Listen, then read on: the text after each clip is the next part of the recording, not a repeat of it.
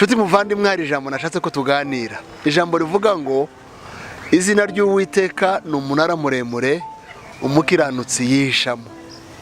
Hari igihe usoma iryo jambo ukibaza niba ari ukuri, ukibaza niba bishoboka.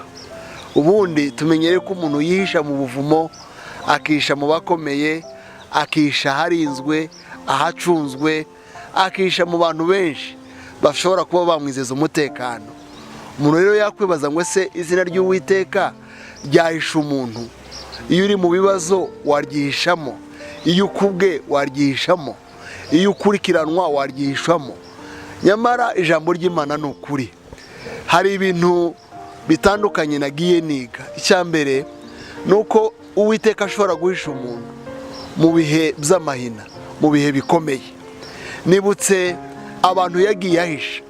Yahishe Eliya ahigwa na Ahabu bamukurikiranye bitoroshe.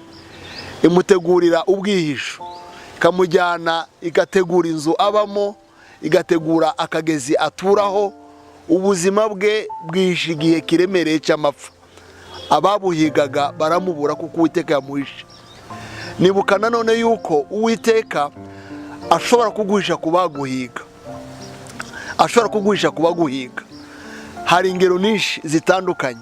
Mwibuke Mose igihe yari afite ibibazo bikomeye, abana bo mu myaka yiwe bose barimo bicwa, Imana yemeye kumuhisha kwa Farawo. Uwamuhigaga aba ari umuhisha, aramuhisha arahaba kugeza ageze imyaka 40.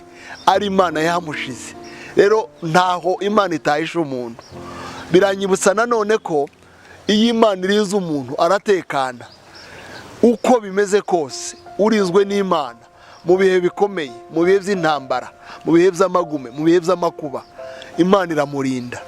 Nibutse ubuzima bwa Dawidi wari uhanganye na Goliyati, ari mu buzima bukomeye, ariko Imana iramumugabiza, ntiyamushwanyaguza, ntiyamwica, kubera yuko Imana ikimuhagazeho.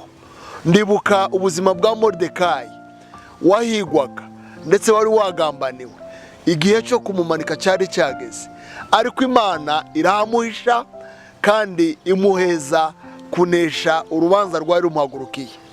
Birashaka kuvuga ngo nta Imana itarindira umuntu. Yarinze Danieli, imurindira mu rwobo rw'intare. Intare nizo nyamaswa z'inkazi zibaho zitanyaguza umuntu akizigeraho, ariko Imana irinda Danieli. Imana yarinze Saduraka na Meshaka na Abedenego mu itanura y'umuriro, ishobora no kukurinda nawe. Ndagira ngo nkubwire ngo Imana yacu ishobora kukurinda. Izina ry'Uwiteka ni umunara muremure umukiranutsi yihishamo. Uhabwe umugisha w'Imana. Urakoze.